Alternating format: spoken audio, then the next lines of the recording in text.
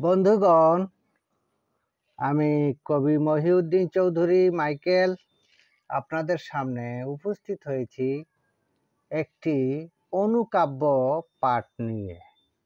আমার এই অনুকাব্যটি লেখা ছিল 19/8/2020 খ্রিস্টাব্দে।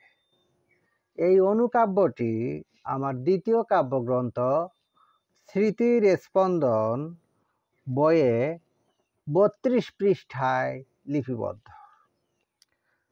আমি পাঠ করছি।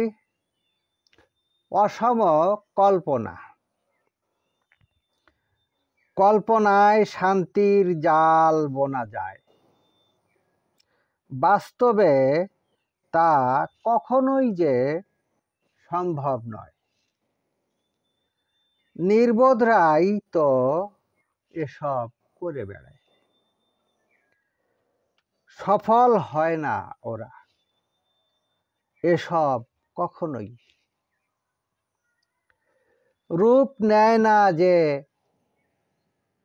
কখনো বাস্তবতায়,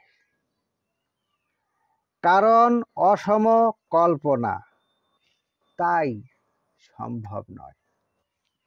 আমার এই অনুকাব্যটি যদি আপনাদের ভালো লেগে থাকে তাহলে দয়া করে আমার এই ইউটিউব চ্যানেলটি সাবস্ক্রাইব সহ লাইক, কমেন্ট, শেয়ার করে পাশে থাকার অনুরোধ রাখছি। সবাইকে আমার আন্তরিক শুভেচ্ছা, শুভকামনা ও ধন্যবাদ সহ অনন্ত অবিরাম অন্তহীন পথ চলার আহ্বান।